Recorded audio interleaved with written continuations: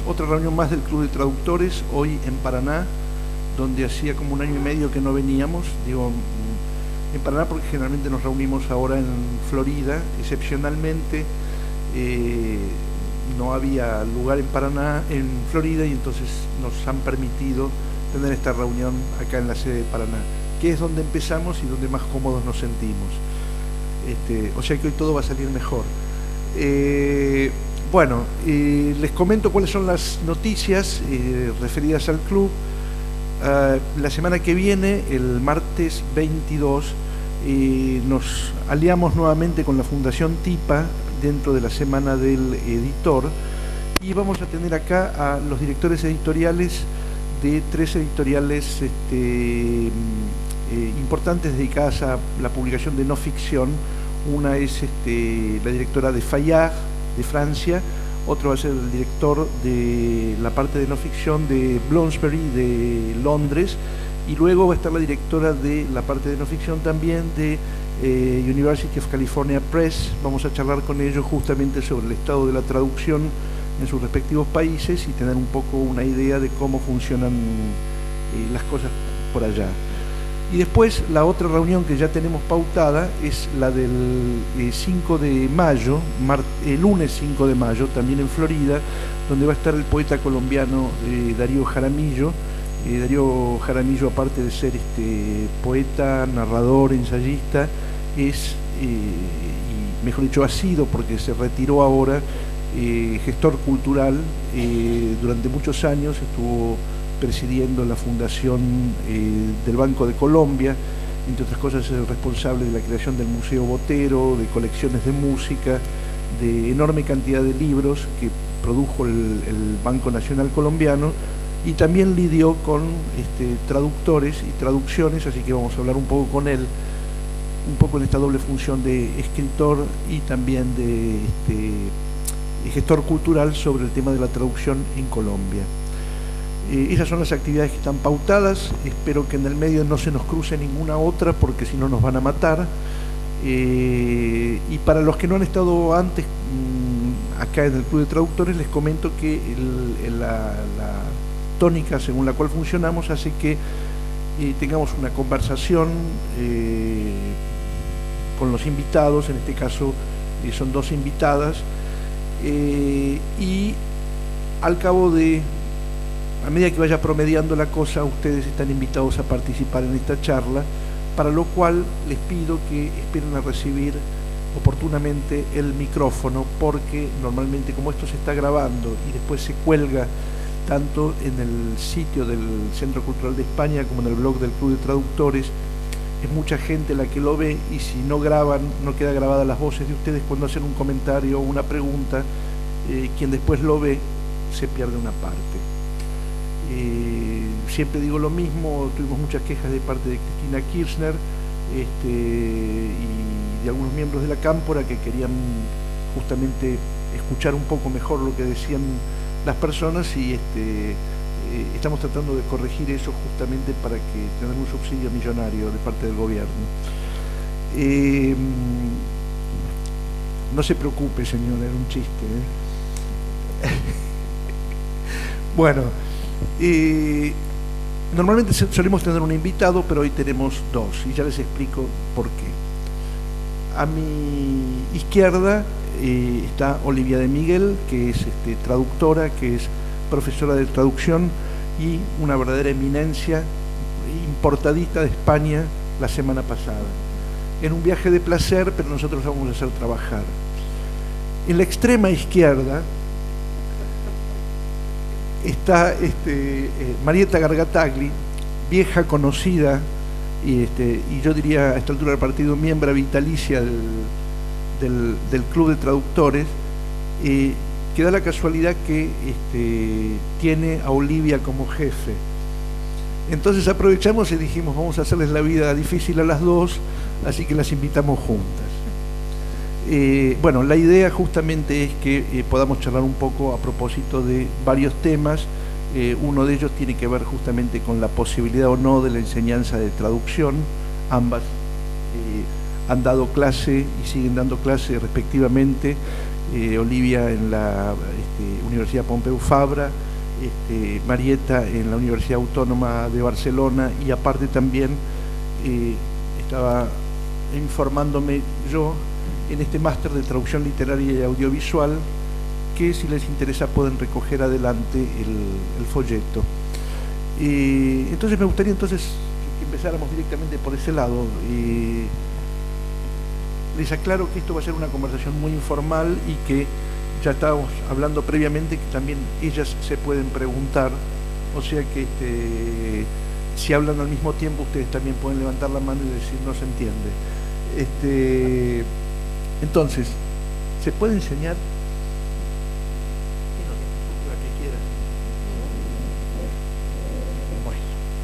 Pues, a ver, bueno, lo primero que quiero decir es que muchísimas gracias por esta invitación, por esta invasión tan agradable en mis vacaciones. Yo estoy súper nerviosa porque esto de que me han pillado así por los pelos, pero no sé muy bien de qué tengo que hablar, pero bueno, espero que sea una conversación fluida y que sea interesante y divertida. A ver, ¿se puede enseñar a traducir? Pues yo creo que se puede enseñar en la medida en que se pueden enseñar otras cosas. Hay una disposición inicial que yo creo que hay que tener, pero luego hay una cuestión, lo que es oficio, diríamos, que yo creo que eso sí que se puede enseñar. Yo vengo de la filología inglesa, y empecé a traducir literatura pues por puro gusto, porque me gustaba. Y hay muchos errores que cometí en un principio que seguramente me los habría podido evitar de haber tenido una formación en traducción, que yo veo que mis alumnos en la facultad tienen.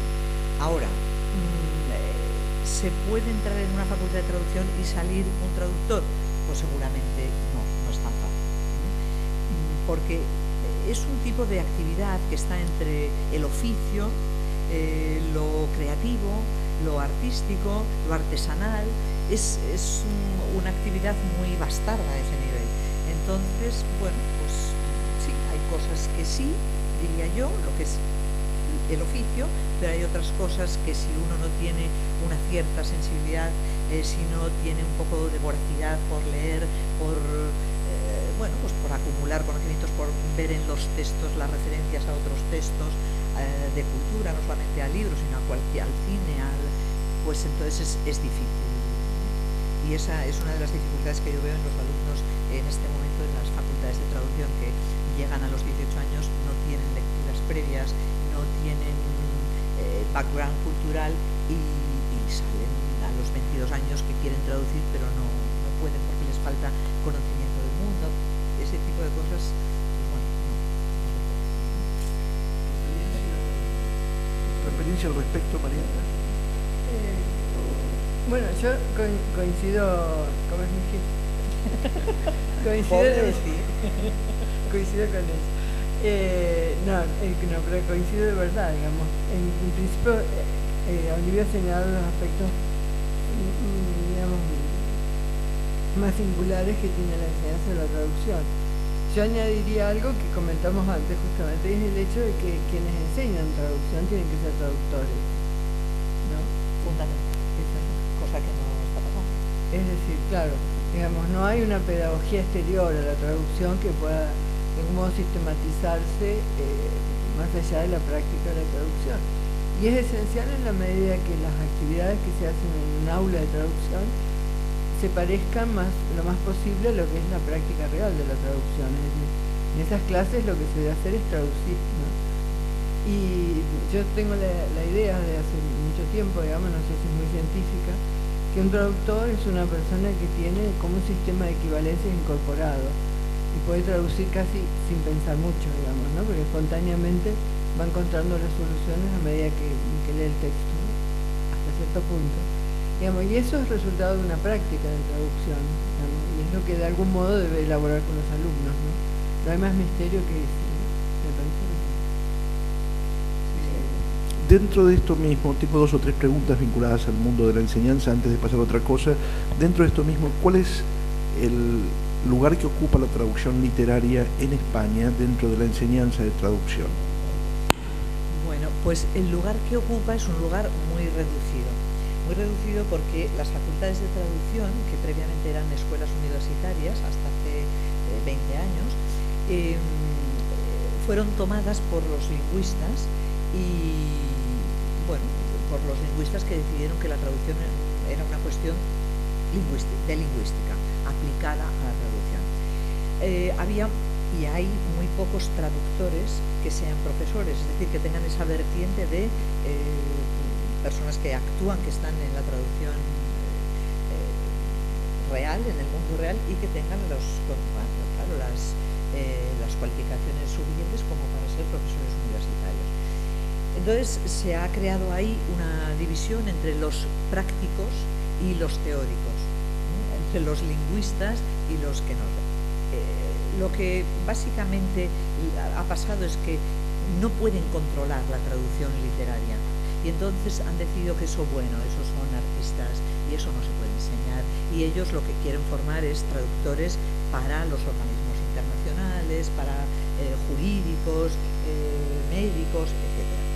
Y que la traducción literaria, eso no se puede enseñar, lo cual es catastrófico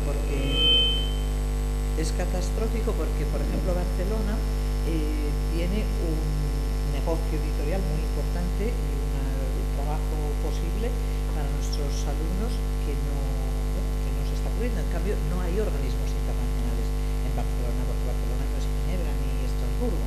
Entonces, están formando traductores médicos y jurídicos y no están atendiendo a la posibilidad de trabajo en el mundo editorial.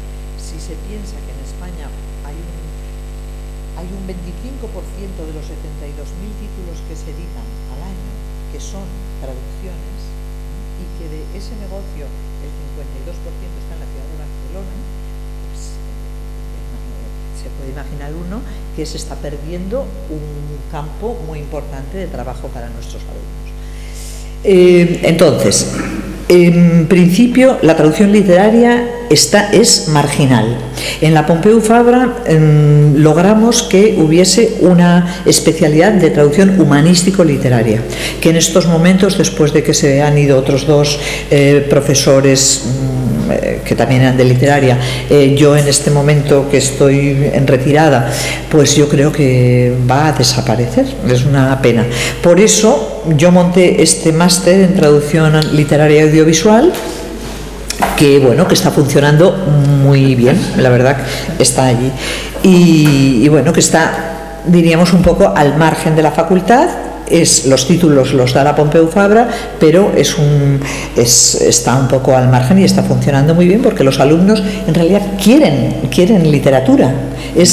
Aunque no se vayan a dedicar a la traducción literaria, están en la universidad donde se pueden formar realmente en textos complejos literarios, no en la cuota del tomate en la Comunidad Europea, que es un rollo insoportable. Entonces, todos los alumnos cuando llegan quieren traducir literatura, todos. Luego, que lo vayan a hacer o que puedan hacerlo o no, eso es otra cosa. Pero en principio yo creo que donde deberían formarse es ahí. Pero, ya te digo, está muy desatendida. ¿Qué pasa? ¿Es igual el panorama en la Autónoma? ¿Coincide la descripción que hizo Olivia con tu experiencia? Coincide en parte porque la carrera de la Autónoma fue la primera carrera que se hizo en España especializada en la traducción, digamos.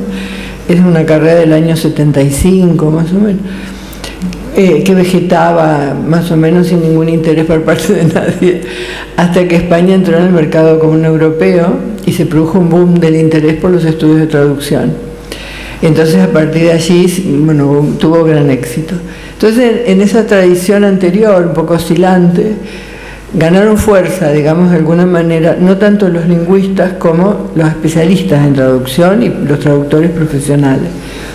En el caso de la universidad de donde está Olivia, es una universidad creada ya con una mentalidad muy diferente, como se creó la Autónoma o las universidades tradicionales de Barcelona, y se pensó, digamos, por un lado, que tuviera una mayor rentabilidad académica, para lo cual se convocó, en cierto modo, a los a ciertos especialistas de los departamentos de las otras universidades, y de algún modo el perfil que se buscaba o la descripción que tenían en la cabeza era más un lingüista que un traductor, ¿no? Con lo cual, en esa especie de versión nueva de los estudios sobre la traducción, hubo una mayor concentración de lingüistas por metro cuadrado que en la tradición anterior, digamos, ¿no? En general, los estudios de traducción en el resto de España, que luego se difundieron y se multiplicaron, ahora hay una cantidad enorme de facultades de traducción, en ciudades incluso pequeñas, digamos, ¿no?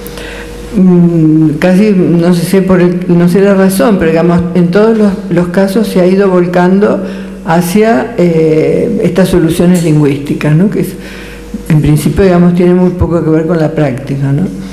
En discusiones que yo y seguramente Olivia también has mantenido, digamos, con los lingüistas, la dificultad de entender qué es la lengua literaria es terrible, porque ellos no entienden que la lengua literaria contiene todas las lenguas, su dificultad es tan enorme, incluso los textos literarios contienen como textos todos los otros textos, ¿no?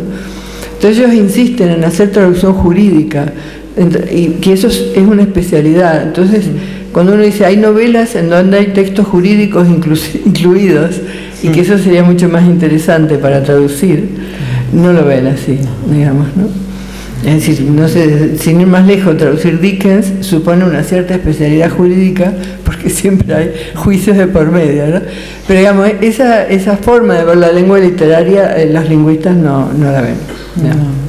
Es que como no lo controlan, no controlan, no pueden ponerle los límites a la lengua literaria, no pueden sistematizarla, porque esto es así en este caso, pero en otro libro es de otra manera. Entonces eso, bueno, al mundo académico le crea esa inestabilidad, porque se supone que todo tiene que estar controlado, sistematizado, y entonces dicen, no, pues entonces eso no.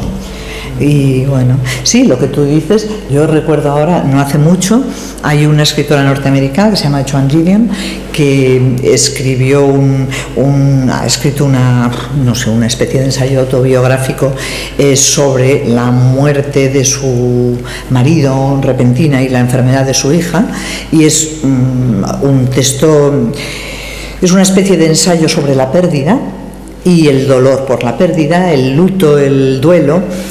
Y claro, está lleno desde poemas de todos los tiempos a los que ella se agarra para superar la pérdida, hasta los informes médicos de un tecnicismo brutal, hasta textos jurídicos del testamento, etc. Es decir, hay una heteroglosia enorme, es todo tipo de textos. Entonces, cuando vas con ella, con ese texto, y les dicen, a ver, ¿esto qué? ¿Dónde está vuestra especialidad? ¿Qué es eso del lenguaje específico, no?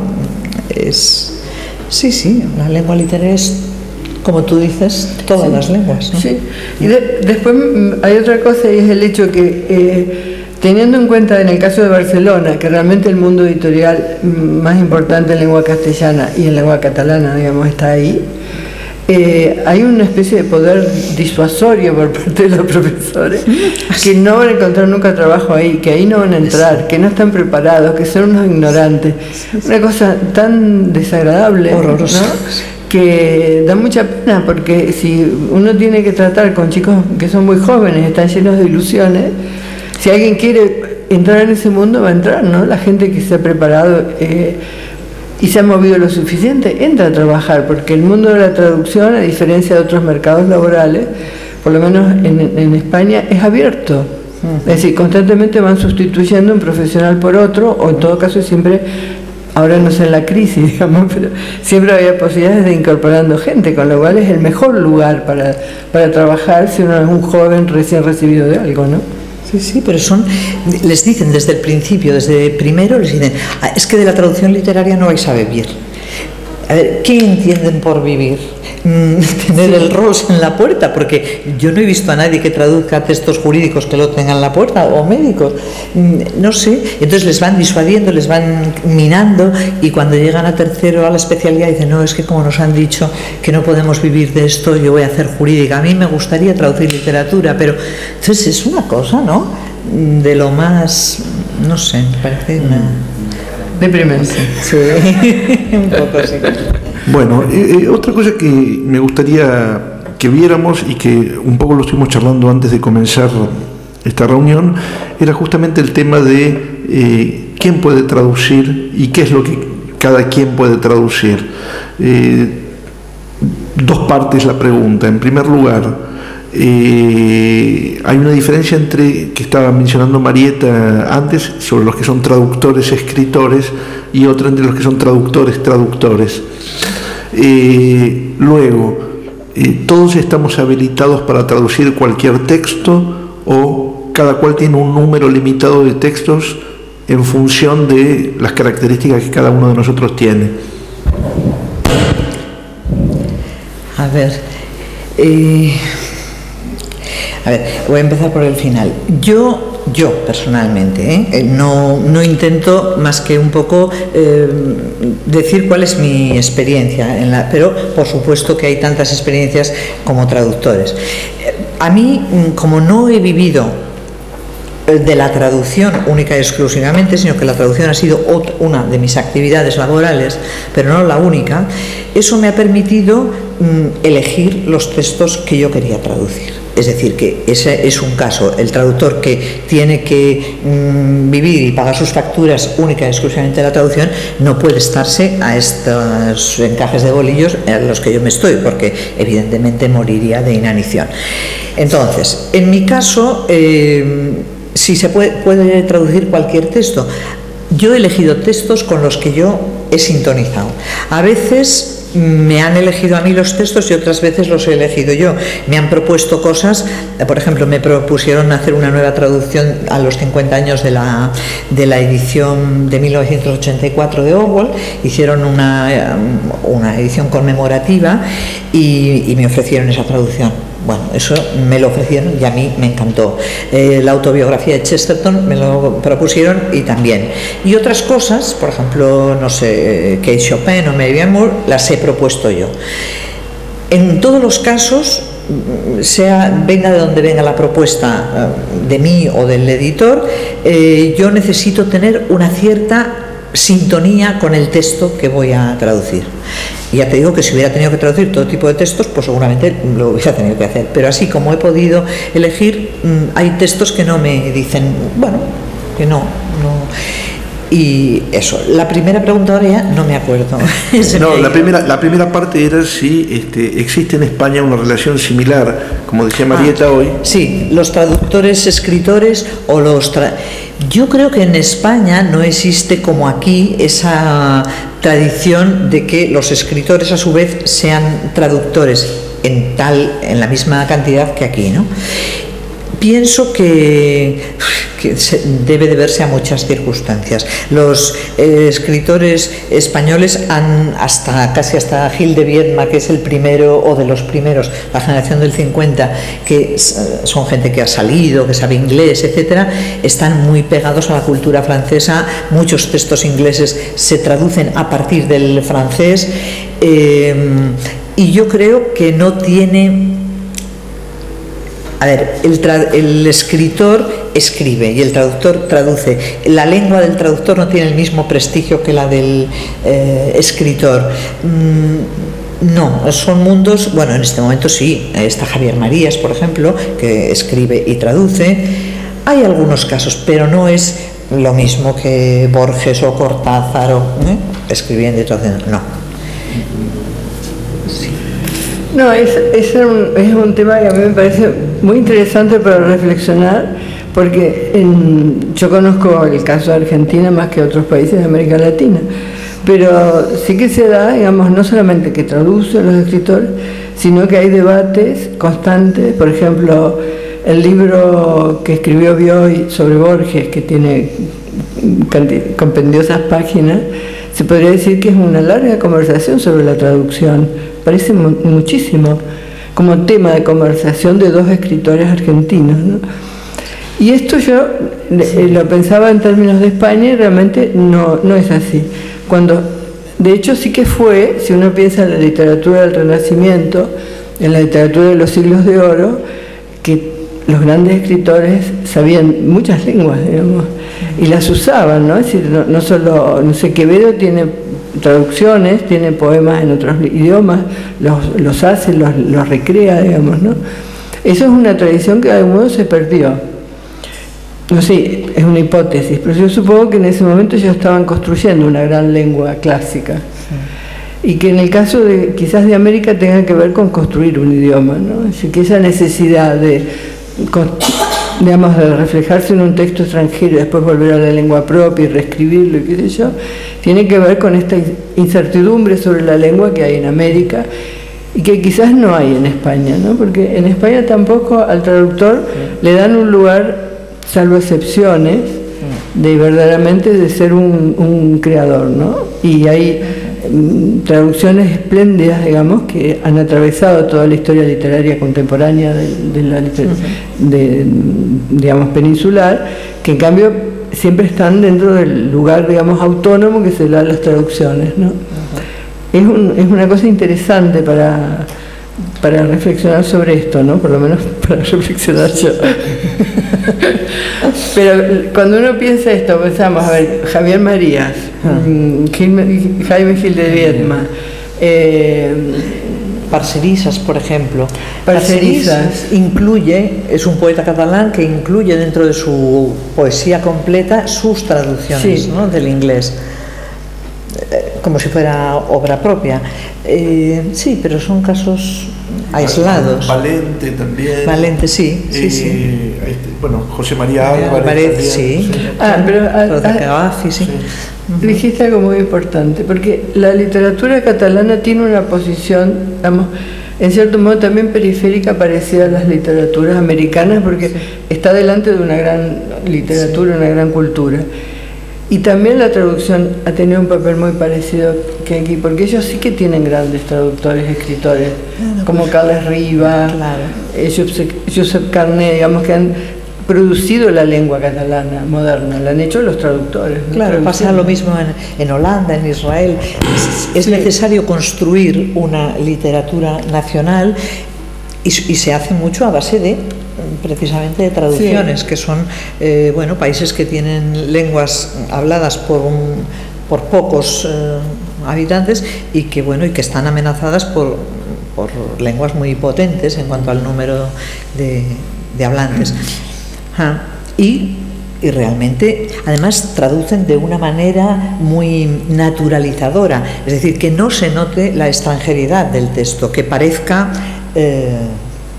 escrito originalmente en la lengua, ¿no? Es decir, que la forma de traducir es mucho más familiarizadora que extranjerizante, porque es necesario, buscan eso, que sea como literatura autóctona, aunque sea formar una literatura nacional. Yo les pregunté intencionadamente esta cuestión a propósito de si esta división entre traductores y traductores-escritores era igual o no, porque ahora voy a extremar la pregunta, y esto tiene que ver con que en tu caso particular vos elegiste ser también traductora de poesía, y de una poesía francamente muy muy difícil. Por si no lo saben, ella es la traductora de la poesía completa de Marianne Moore, una de las poetas más complejas que ofrece el inglés, contemporánea de Pound, de T.S. Eliot, de Wallace Stevens, etcétera. Tradujiste también a Cummings las no conferencias. Exactamente. Entonces, bueno, de acuerdo con el prejuicio latinoamericano, o en este caso argentino, no tenía de claro, justamente. ¿Cómo te las arreglaste con eso y cómo fue recibido tu trabajo en función de eso mismo? A ver, yo esto lo he hecho en España. Por tanto, no he tenido ese peso de decir, bueno, tú no eres poeta de obra propia, por tanto no puedes acceder. No, yo lo mío ha sido un love story, un labor of love total. Yo hace años hice un curso en el Instituto Norteamericano en Barcelona con un profesor, Sam Abrams, un connoisseur de la literatura catalana y española, porque me apetecía empezar a traducir, y este señor a mí me descubrió a mí misma, me dijo, sí, es que lo que tú tienes que hacer es traducir, y toma esta poeta, léetela y empieza a ver qué. Entonces me dio la poesía de Mary Moore, yo me puse a leerla, no entendía absolutamente nada, dije, Dios mío, horror. Y se lo devolví y le dije, mira, Sam, gracias, pero creo que me has sobreestimado, no he entendido nada. Entonces, lo siento. Y me dijo, mira, no seas vaga, y léela, insiste, y tal. Y le hice caso, me puse, insistí. Y me pasó que en principio no entendí nada, luego fui entendiendo algo, luego me fue gustando más lo que entendía me gustaba y lo que no entendía me gustaba aún más. Y fue como una especie de reto de decir, yo esto tengo que poder decirlo en mi lengua, ¿no? Entonces me enamoró esta poeta y he estado pues con ella como 20 años, con ella, jugando ahí, la he tenido y he ido haciendo muchísimas otras cosas, la he cogido, la he dejado, pero ha sido como mi oráculo, y entonces he ido reescribiéndolo una y otra vez. Me ha importado un bledo si yo, ¿sabes? Cómo lo podían recibir eso, si yo pertenecía al club o no pertenecía al club.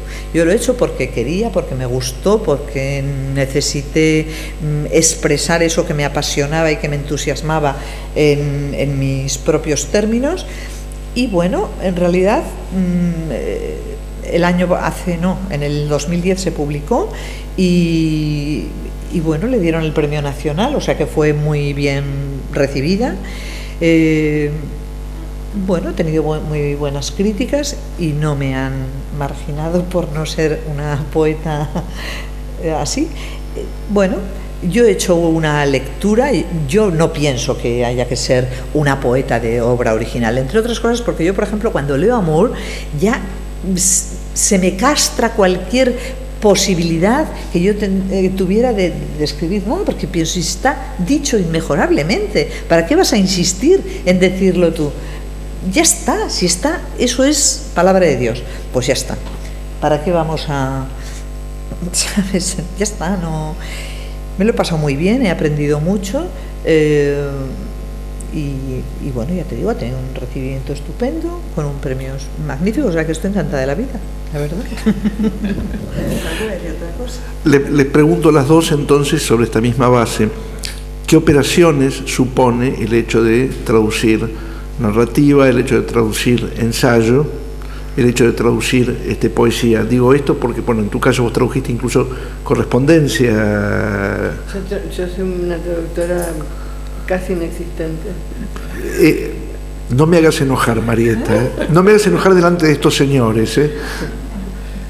No, pero insisto con la pregunta, ¿qué operaciones distintas supone el tratamiento de un texto que se presenta bajo esta forma o bajo esta otra forma?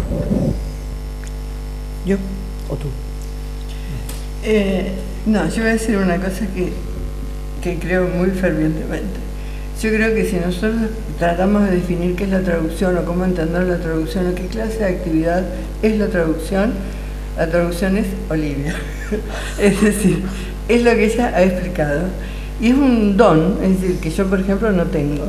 Y que he conocido muchos traductores que poseen ese don. Y no muchos, algunos traductores. Es decir, es la fascinación por volver, digamos, ese texto en otra lengua. Esa fascinación está en el tránsito entre las lenguas, no está a lo mejor tanto en el resultado, sino en esa actividad fascinante que lo lleva al inmenso esfuerzo intelectual de hacerlo, porque si no, no se explica, digamos, la actividad. Este traductor, para mí que es una figura así culturalmente excepcional, digamos, porque realmente desarrolla un trabajo que en este caso ha tenido un premio, incluso en el sentido práctico de la palabra, no solo simbólico, digamos, ¿no? Pero que normalmente no espera recibir un premio por ese inmenso esfuerzo. Es algo que yo personalmente no carezco, digamos, de esta pasión y de la habilidad para hacerlo, pero sobre todo del impulso intelectual carezco, lo confieso completamente, es decir, no sirvo para esto.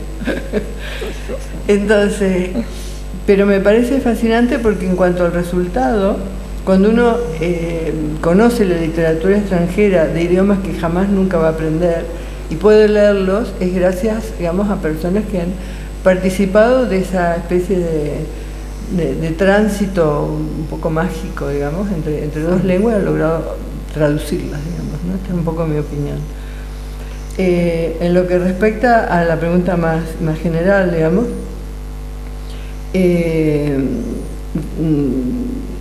yo creo que no todo el mundo puede traducir cualquier cosa, es decir, no sé si era la parte que preguntabas antes, pero creo que hay unas ciertas habilidades para determinadas prácticas traductoras que están en mejor posición que otras, digamos, ¿no? Hay personas que son traductores de largo aliento, entonces traducen, digamos, diariamente una serie de páginas y lo hacen de manera muy meritoria. Yo tuve un gran amigo que se llamó Joaquín Jordá, que es conocido hoy más como cineasta que como traductor, y él traducía diariamente, y si no tenía nada que traducir, se sentía mal.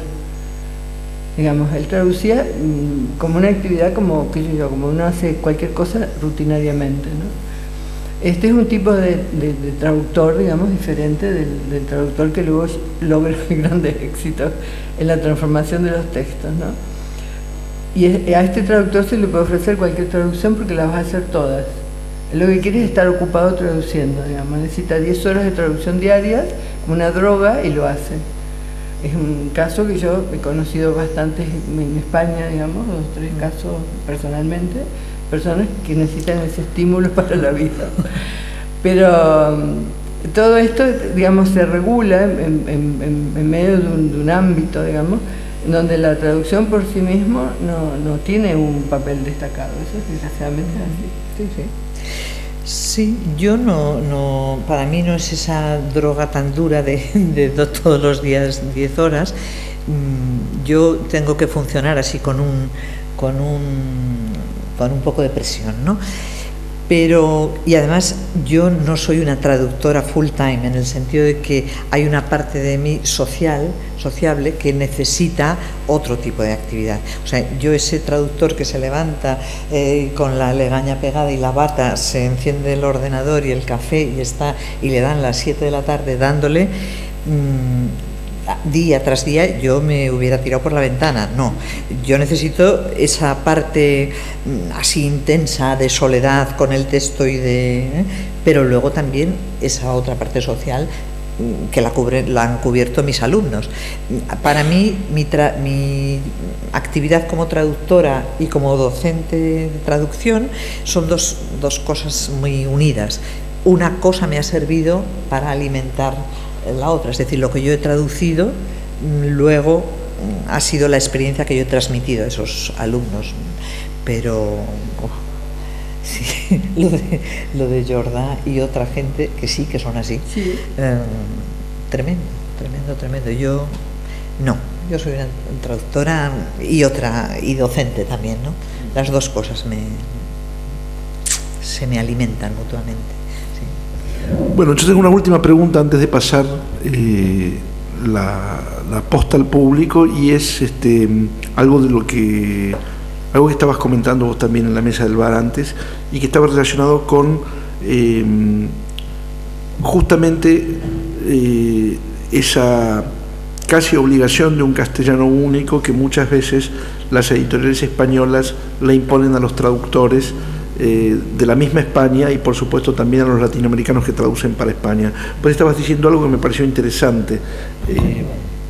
Sí, a ver, a veces tal vez desde aquí se puede pensar que, bueno, que llegan aquí unas traducciones de un español que no es vuestro español, ¿no? Y allí puede parecer que llegan también, que las traducciones de latinoamericanos que están allí y que traducen con sus peculiaridades propias de su español, pues que eso no es de recibo allí. A ver, a mí me parece una cuestión, yo es que estoy un poco harta de nacionalismos y en este caso podríamos decir que es una especie de nacionalismos lingüísticos. Tenemos una lengua que compartimos en parte y que tiene diversidades, pero que es lo suficientemente amplia para que nos podamos entender, y yo desde luego, a mí no me molesta un durazno, ni una pollera, ni una nada en el texto que yo estoy leyendo. Yo he leído a los autores latinoamericanos y ha habido cosas que he entendido y otras que no, las he buscado, pero eso no me ha impedido leer a Cortázar, ni a Borges, ni a nadie. Entonces, ¿por qué eso en los traductores, lo que no molesta en un escritor de texto original, molesta en un traductor? Yo pienso que es una cuestión económica y comercial. Los editores españoles planchan los textos, es decir, te quitan un jugar a las tabas, porque eso es un riojanismo, por ejemplo, en mi caso, o algo, eso lo dicen en Andalucía, y por supuesto todas las peculiaridades del español de América las eliminan. A mí me parece un empobrecimiento triste de la lengua. Me parecería mucho más interesante que incorporásemos la diversidad de nuestra lengua y ya está. Y que hay cosas que no entendemos, existen los diccionarios. ¿Y cuál es el problema? Es que no acabo de ver ese planchado de los textos para que se venda, para que el lector no se detenga ante un durazno de repente que diga, ¿y esto qué es? O cualquier otra palabra que sea ligeramente diversa. A mí, ya te digo, que me parece un empobrecimiento terrible de esa lengua común que podríamos, una lengua riquísima, que la hablan un montón de millones de personas en el mundo y que nos permite que aquí nos estemos entendiendo perfectamente. Y si hay una palabra que alguien dice que no, pues oye, ¿qué significa? Pues ya está, y me la aprendo, y una más. Es una cuestión de burricie, de provincianismo, de no sé, que... De administración de empresas. De administración, efectivamente. Pero yo pienso que habría que ir a ese español amplio y con todas sus riquezas dialectales, idiolectales, etc. Creo que eso es lo más interesante para mí. Sí. A ver, yo creo que si en el escenario editorial, digamos, podríamos sustituir el escenario editorial que nosotros tenemos por otro, dejaríamos de lado un proceso progresivo de monopolización, digamos, cada vez más grave, diría yo. En este momento hay prácticamente 2 grupos empresariales, Planeta, Random House, Mondadori y no sé qué más, que controlan. Planeta creo que controla 250 editoriales, digamos, y Random House no lo sé. Es decir, si pudiéramos sustituir ese mecanismo editorial que se viene reproduciendo y concentrando desde hace un número importante de años, por otro escenario, donde cada país editara sus libros, digamos, ¿no? Y esos libros circularan, como de alguna manera circularon en otra época. Claro. Entonces uno podía leer un libro chileno, colombiano, peruano, español, digamos, con toda naturalidad, ¿no? Claro. Ese escenario sería el escenario ideal para mí, porque entonces no sería necesario corregir, ni enojarse, ni no entender nada, digamos, ¿no? Sería simplemente lo normal. Pero eso supone, digamos, que nuestra relación con la madre patria no es una relación igualitaria, digamos, no lo ha sido nunca. Aquí hay digamos, nosotros somos colonias. Y en este sentido hay sectores empresariales, digamos, españoles, a los que les interesa mantener ese vínculo o esa interpretación de la historia que de algún modo les favorece económicamente, ¿no? Entonces eso tiende a un empobrecimiento cultural extraordinario, ¿no? Yo ahora leía un escritor de Puerto Rico que no conocía, que se llama Eduardo Lalo, que me llamó la atención porque lo que cuenta es sumamente interesante, no sé si la novela se llama Serenas, no me acuerdo el nombre, es un nombre de mujer. Es precioso lo que explica, pero lo explica en un español absolutamente plano, digamos, sin ningún tipo de inflexión local, digamos, ¿no? Donde no hay nada, no hay seres humanos, ¿no? Entonces, de hecho, digamos, este impulso que tiene en este sistema de conglomerados industriales está dirigido hacia eso, ¿no? Hacia lograr una especie de lengua única, sin inflexiones nacionales, que supone un empobrecimiento gravísimo. Entonces, en los países de América hay siempre una irritación que da vueltas, digamos, pero que también tiene su razón de ser, ¿no? Claro. Por ejemplo, no sé, tengo una persona de mi familia que trabaja en un call center en México. Entonces, la obligan a deletrear y a usar, digamos, los términos de España, ¿no? No sé por qué razón, digamos, ¿no? Entonces hay esa especie de imposición, digamos, que está relacionada con la Real Academia, con las estructuras del idioma, etcétera, que no se dan cuenta, pero si la lengua, digamos, sigue este curso, no va a servir para nada, va a ser una lengua totalmente que nadie va a querer usar, digamos, ¿no? Si lo que hace a la riqueza de la lengua es la diferencia. Esa es mi modesta opinión, un poco mal expresada. Sí, sí. Bueno, ese es el momento donde ustedes entran en acción, o sea que relájense y si en 10 segundos no hay una pregunta, yo designo un voluntario o una voluntaria. ¿Quién comienza?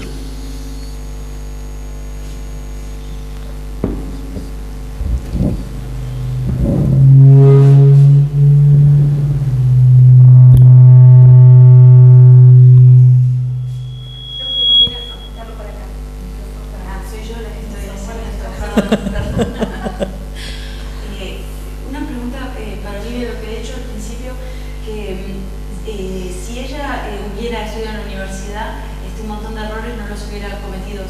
¿Cuáles errores, por ejemplo? A ver, cosas como muy sencillas, es decir, cuestiones como calcos de estructuras sintácticas, falsos amigos, todo eso que es puro oficio mecánico, pero que yo, por ejemplo, lo he aprendido a base de meter la pata, claro, y luego tener que sacarla, pero que cualquier alumno nuestro en la facultad ya esas cosas las tiene resueltas. Luego hay otras cosas más complejas que no, pero los calcos léxicos, los sintácticos, los falsos amigos, todo eso ya está. Ese tipo de cosas me refería. ¿Alguien había levantado ahí? Sí. Una pregunta con respecto a la industria editorial en Barcelona. Dado que los alumnos no se dedican a la traducción literaria y que la industria española, especial en Barcelona, es tan fuerte, tan importante, ¿quiénes traducen los textos literarios en Barcelona? Mira, en Barcelona a ver, sí que traducen, a pesar de la universidad y de su falta de formación ahí, claro que traducen los alumnos. Yo tengo muchos alumnos ya que están ahí metidos. Pero, por ejemplo, hay como distintas jornadas. La gente de mi generación, en la gente de mi generación hay muchos traductores argentinos, chilenos, que llegaron a España con las dictaduras a finales de los 70 o mediados, y que muchos de ellos, bueno, pues eran estudiantes, no habían acabado sus carreras o las habían acabado y se dedicaron a la traducción literaria. Y a ver, muchos de los traductores, de los buenos traductores en España, son argentinos y chilenos y peruanos. Ahí está, por ejemplo, Juan José del Solar, un gran traductor del alemán, traductor de Canetti y de otros muchos autores, que es peruano. Está, por ejemplo, ahora estábamos hablando en el curso este que dirijo yo, en el máster este, pues está Marieta, está Andy Ehrenhaus, que es argentino, está Silvia Comet, que es argentina. Bueno, hay diversidad, o sea, hay muchos. Y luego ya, ahora, más jóvenes, también hay mucha gente que viene de la universidad, es decir, los alumnos no se resignan, hay un grupo que no se resigna, por más que les digan que no van a poder vivir de la traducción literaria, ellos lo intentan y lo logran, y hay muy buenos traductores, como la chica que hablábamos antes, Ana Alcaina, Sí, sí, incluso están formando grupos. Hay una tendencia en el mundo editorial español, no sé si aquí también sucede, que es a trocear libros, como sí. Lo quieren para antes de ayer. Sí. Las editoriales sí. lo que hacen es trocean y les dan unos capítulos a un traductor sí. aquí, otros allí y tal. A veces el resultado es una catástrofe espantosa. Aprovechando esa situación, hay algunos alumnos de las facultades, como este grupo Anuvela, que han visto la jugada y han dicho, vale, muy bien, nosotros formamos un despacho, trabajamos nuestras cosas individualmente, pero también colectivamente, y ofrecen a las editoriales, es decir, no lo troceéis y lo disperséis por ahí, nosotros lo troceamos, lo leemos y lo unificamos el estilo y tal, y os entregamos. Están haciéndolo, sí, claro que sí. Sí, sí, sí, buena sí. idea. Gracias. Sí, yo quería hacer una pregunta a la mesa. Cuando vosotros hablabais de que probablemente el traductor de poesía tiene que ser poeta, el traductor de la novela tiene que ser novelista, ¿no creéis más bien que lo importante es que el traductor sea un gran lector?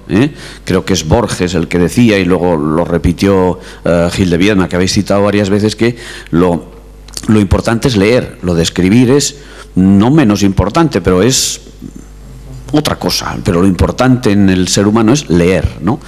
Seguramente uno tiene que ser un grandísimo lector y de esa manera salvar esa especie de aparente contradicción de que si no eres poeta no puedes traducir poesía. Si yo, a ver, yo es que no estoy nada de acuerdo con esa teoría de que para traducir poesía tienes que ser poeta, etc. Es más, yo pienso que no es lo mismo un traductor que un escritor, y pienso que los escritores no son los mejores traductores, siguen siendo ellos mismos, si traduzcan lo que traduzcan, es decir, la voz autoral es tan potente que les da, o sea, no hay la suficiente humildad para ocultar su propia voz e impostar la del otro. Yo, cuando he leído traducciones de escritores, siempre estoy oyendo la voz del escritor, no la voz del otro. Esa es mi idea. Yo pienso que sí, que ser un gran lector es fundamental, claro. Eso por supuesto. No, pero yo también quiero decir algo. Dale. No, pero te deseo la por favor, vos sos la dama, Marieta. No, que yo creo que hay una diferencia entre, digamos, la exigencia de que el poeta traduzca poesía o que el traductor sea el poeta, ¿no? Que hay dos cosas. Una, es el hecho que aquí es una práctica, digamos, natural, que no está solo relacionada con publicar las traducciones, sino que es una práctica del propio poeta en muchos casos. Es decir, hay poetas a los que la traducción les supone como un desafío y les plantea digamos, una serie de cosas a las que quieren enfrentarse y lo hacen. No siempre eso se publica. Es decir, que la traducción sí que cumple un papel más allá de la vida profesional que tenga después el texto, ¿no? Y la otra cosa es que no solo es el que los escritores, vamos a decir, de América Latina, por el pienso en Octavio Paz, que tradujo también un montón, traduzcan, sino que eso forma parte de sus reflexiones o de su sistema poético, de su sistema literario, ¿no? Si la traducción está ocupando ahí un lugar esencial. Y que, digamos, en el caso de mi experiencia de España, no hay, muy rara vez, las únicas reflexiones que yo conozco son las de Javier María y también las de Francisco Ayala, que también fue traductor, digamos, Francisco Ayala. Pero ya no hay una reflexión paralela sobre literaria, ni hay traducciones de cosas que no van a publicar, ni hay reflexiones, digamos, que hay como en esto una diferencia. Yo creo que cualquier persona puede traducir, es decir, no necesariamente tenga que ser un escritor, ¿no? Yo tengo una pequeña salvedad para hacer. Viniendo de la poesía, yo pensaba que, bueno, cualquiera que traduzca poesía puede traducir cualquier cosa, justamente por las dificultades que a veces la poesía presentaba respecto de otros géneros y demás. Y tuve una sorpresa enorme cuando me tocó trabajar con una narradora y corregir a esa narradora ayudado por una narradora. Que es un poco en respuesta a lo que vos estás diciendo. Yo traduje todos los libros que escribió una cuentista irlandesa que se llama Claire Keegan. El primero que lo traduje y estaba muy satisfecho con mi traducción, pero quise probarlo con una amiga completamente bilingüe que, aparte de todo eso, es una muy buena cuentista. Y entonces yo leía en castellano mientras ella iba siguiendo en inglés. No me hizo correcciones de lengua, me hizo correcciones en términos de cómo funciona la acción dramática dentro de un cuento. Entonces me decía, acá esta frase vos la diste vuelta para que quede mejor en castellano, pero el orden que tiene en inglés ayuda mejor a que progrese la trama. Entonces, si vos das vuelta a la frase, ese pedacito lo estamos perdiendo. Y yo en ese momento dije, bueno, frente a ese tipo de evidencia tan palmaria y demás, no podía hacer lo que quería con ese cuento, sino que tenía que regirme con las leyes con las que se planteaba un cuento. Y esas leyes con las que se planteaba un cuento, mi conocimiento como lector de cuentos no era suficiente. Necesitaba justamente en ese momento la ayuda de un cuentista profesional que me dijera, existen estos trucos y vale la pena mantenerlos en una traducción, por más que desde el punto de vista lingüístico esté bien. Entonces, y nosotros tuvimos mesas acá también, por ejemplo, con traductores de teatro, en donde ya las especificidades eran muy otras respecto de otros tipos de traducción literaria, porque en general se traduce para la escena, no se traduce para leer, y la escena requiere unos tiempos que muchas veces no te permite justamente la lectura. Insisto, una cosa es traducir Shakespeare, bien, mal o como sea, para una lectura, otra cosa es para una puesta en escena. Entonces, evidentemente yo creo que tiene que haber algún tipo de conocimiento específico también sobre la forma que se está traduciendo. Cuando digo conocimiento específico no significa necesariamente que uno se tenga que volver un cuentista, aunque en el momento en que estás traduciendo un cuento tenés que ser un poco eso. Yo creo que una de las imágenes más lindas que uno puede imaginarse respecto de la traducción es la de un chico que desarma un juguete para ver qué tiene adentro y lo tiene que volver a armar después. Y es un poco lo que hacen los traductores. El asunto está que ese conocimiento tiene que permitirte llegar de nuevo al objeto más o menos como era. Que no te sobreempiezas. Que no sobreempiezas, claro. Sí, lo que nos falta. Sí, yo a veces cuando te dicen, oh, es que traducir poesía es complicadísimo, tiene que ser muy difícil y tal. Yo no sé si es más difícil que traducir otro tipo de género. Yo creo que es que cada género tiene también unas convenciones y un tipo de puntos en los que a los que hay que atender, pero yo ahora pienso, por ejemplo, cuando traduje la autobiografía de Chesterton, o los cuentos de Henry James, que es prosa y sin embargo tiene unas dificultades. Estabas hablando hace un rato de los ensayos de James que tradujiste también. Sí, eso ha sido un parto terrible, los ensayos de James, ¿no? Que son unos ensayos que él escribe en 1905 al final para hacer la edición definitiva de Nueva York, y repasa toda su obra desde el inicio, desde la génesis de cada uno de sus cuentos, cómo surgió, cómo fue evolucionando, cómo lo llevó a cabo y después cómo él ahora, en el momento ese final, cómo lo ve. Una locura total, porque además lo va escribiendo, lo va dictando mientras va caminando por la habitación, se lo va dictando a una secretaria. Entonces tiene toda esa sintaxis complicada de que empieza y se va por las ramas a otro lado y vuelve a retomar el hilo y vuelve a irse. Y tú estás ya diciendo, pero ¿y dónde está el verbo de aquel sujeto de la línea 1? Y te vas a la línea 20 y allí está el verbo y dices, bueno, ¿y cómo retomo yo ahora? O sea, eso es, vamos, una cosa terrible, y es prosa. O sea, me parece mucho más difícil que traducir a Moore. En cambio, bueno, la poesía tienes la necesidad de la concentración, de la compresión, de no irte, ahí no vale la perífrasis, no, tiene que ser una palabra densa, cargada, concentrada, oracular, es otros peligros, otras dificultades, ¿no? Pero vamos, cada texto tiene las suyas. ¿Alguien más?